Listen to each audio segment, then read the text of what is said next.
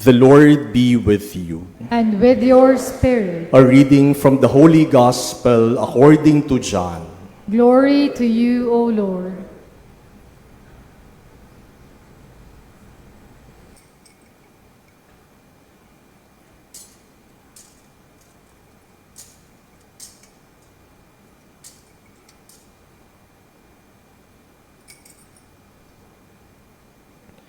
Jesus said to his disciples, "If you love me, you will keep my commandments, and I will ask the Father, and he will give you another advocate to be with you always.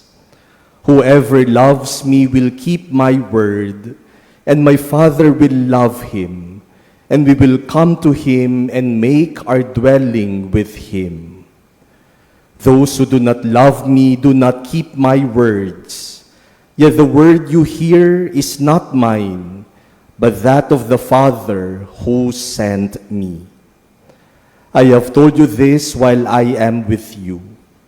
The Advocate, the Holy Spirit, whom the Father will send in my name, will teach you everything and remind you of all that I told you."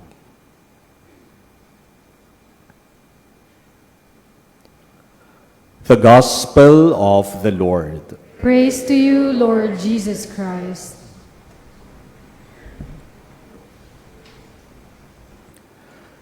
My dear brothers and sisters, just as the Holy Spirit descended upon the apostles as tongues of fire on that first Pentecost, as we heard narrated in our first reading, so today, as we celebrate Pentecost Sunday, we also ask that the Father will once again send the Holy Spirit through Jesus on each one of us.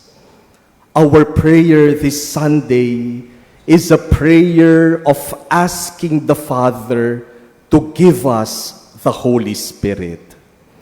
Today we pray, "Come, Holy Spirit, come.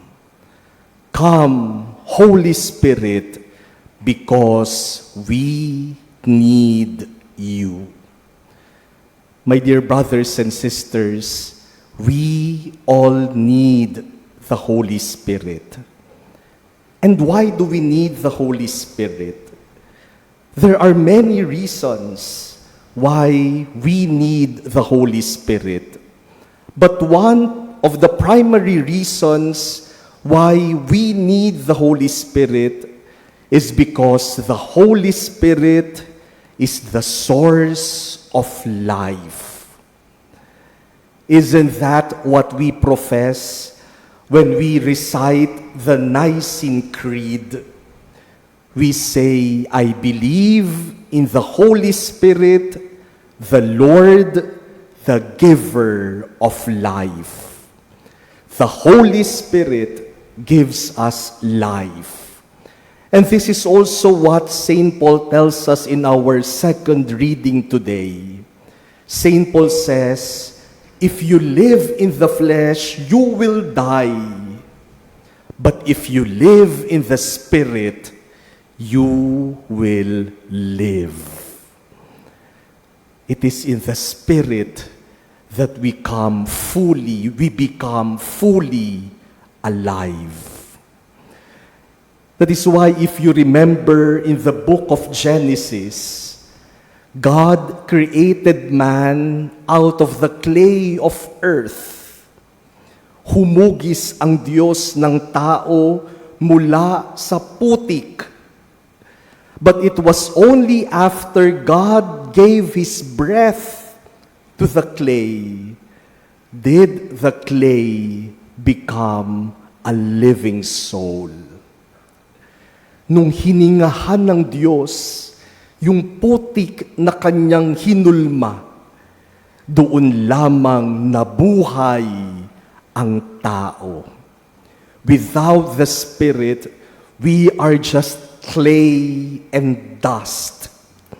But because of the Holy Spirit, the breath of God in our lives, we are truly alive. The Spirit is the principle of life. The Spirit gives us life. Probably, my dear brothers and sisters, there are many of us who are fond of drinking soft drinks. Siguro marami sa atin mahilig sa soft drinks. Kahit mataas na ang sugar, iinom pa rin ng soft drinks. Sasabihin yung zero na lang, zero, walang sugar. O kaya siguro marami din sa atin mahilig uminom ng wine. Alam nating lahat na ang soft drinks at ang alak ay meron ding spirit.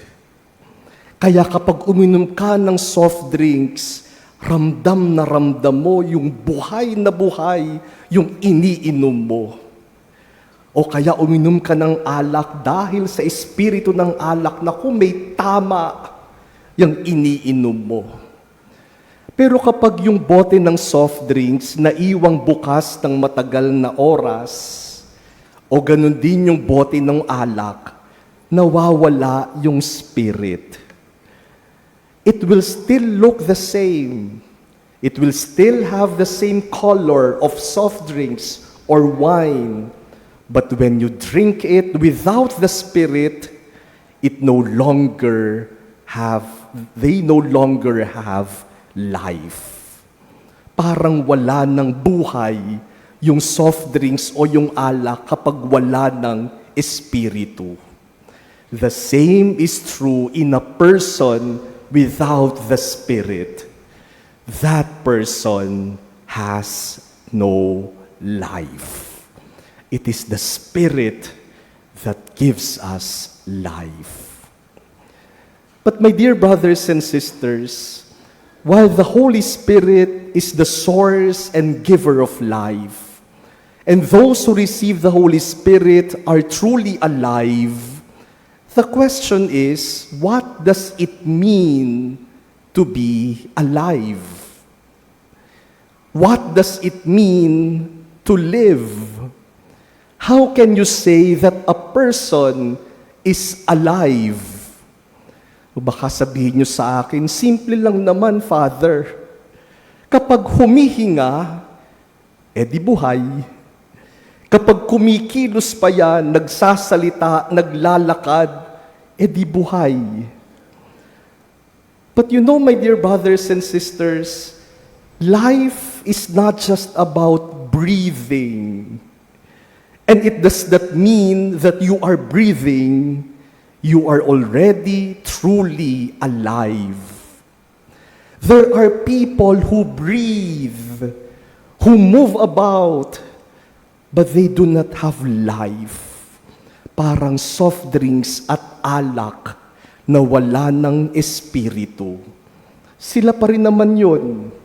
Buhay rin naman, pero parang kulang sa buhay. Matamlay, papatay-patay, walang espiritu.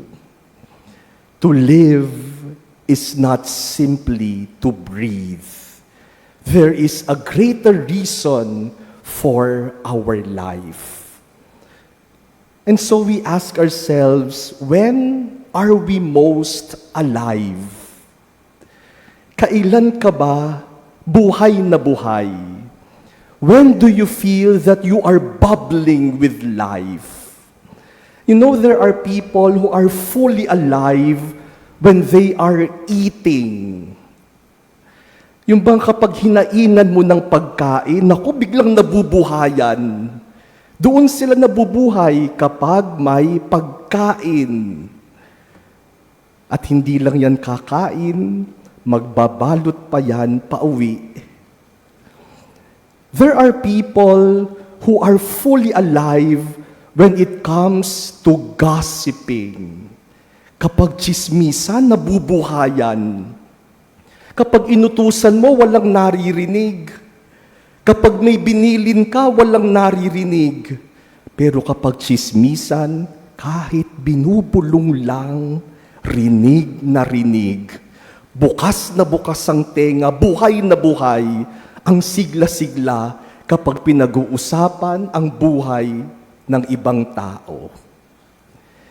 May mga tao na buhay kapag shopping, kapag nagsisimba, inaantok. Pero pagkatapos ng misa, kapag sinabi ng pari, go in peace, naku, napapasigaw pa, thanks be to God, shopping na, nabubuhay na. May mga tao na buhay kapag kasama ang barkada. Pagkasama yung asawa, tamad na tamad. Kapag kasama yung pamilya, walang buhay. Pero kapag barkada na yung kasama, nako, bubbling with life. May mga tao na buhay kapag pasyalan, kapag gimmick, kapag bakasyon. When are you truly alive? When can you say that you are full of life? My dear brothers and sisters, the Holy Spirit, who is the giver of life, is also the same Spirit who gives us love. That is why in our gospel today, Jesus talks about love as the fruit of the Holy Spirit. Someone who has the Spirit is full of life because someone who has the Holy Spirit is full of love. And so for us Christians, as temples of the Holy Spirit, we are full of life. Not when we are eating or shopping or with friends. We are full of life when we love. To live is not merely to breathe. To live is not simply to exist. For those who possess the Holy Spirit, to live is to love. Because to love is to live. We live in order to love. And when we love, we are truly and fully alive. Kailan buhay na buhay ang isang Kristiyano? Kapag siya ay nagmamahal. Kaya tingnan niyo po yung mga kabataan. Kapag yung mga kabataan in love, hindi ba? Buhay na buhay. Inspired na inspired. Yung mga taong nagmamahal, yung mga taong they have something or someone to love, they are full of life. Kitang-kita mo sa mukha nila, buhay na buhay. Sa pagkilos nila, buhay na buhay. Pero yung mga taong walang minamahal, hindi nagmamahal, yan ang mga taong walang espiritu, walang buhay. Kaya nga kapag may isang taong matamlay, parang papatay-patay, walang buhay, palaging galit at masungit, give that person something or someone to love, and everything changes. For us who are possessed by the Holy Spirit, we live when we love. We are truly alive when we are full of love. You know, my dear brothers and sisters, yesterday, I was invited to preside over a celebration, a mass of the renewal of the marriage vows of a couple who were celebrating their 59th wedding anniversary. Imagine, 59 years of being together. At kahit na nasa kanilang they are more than 80 years old, as I was looking at them yesterday at Mass, they were bubbling with life. Parang mga teenagers pa rin na in love sa isa't isa. Buhay na buhay kahit na may edad na. And after the celebration, before I dismissed the community, sabi ko, parang bagong kasal ulit. Sabi ko dun sa lalaki, you may now kiss the bride. And you know, they kissed each other as if it were their first kiss. Naku, ang sweet-sweet. Buhay na buhay. Kasi punong-puno ng pag-ibig sa isa't isa. Minsan nakakakita po ako ng mga mag-asawa, 1 taon pa lang, parang ang tanda-tanda na nilang dalawa. Parang wala ng buhay, baka kasi wala ng pagmamahal. My dear brothers and sisters, on this Pentecost Sunday, let us ask the Father to give us the Holy Spirit. Let us pray to the Father, let us pray to the Holy Spirit to come into our lives. Come, Holy Spirit, we need you. Come, Holy Spirit, and give us life. Come, Holy Spirit, and enkindle in our hearts the fire of your love. And with the Holy Spirit, put love in everything you do.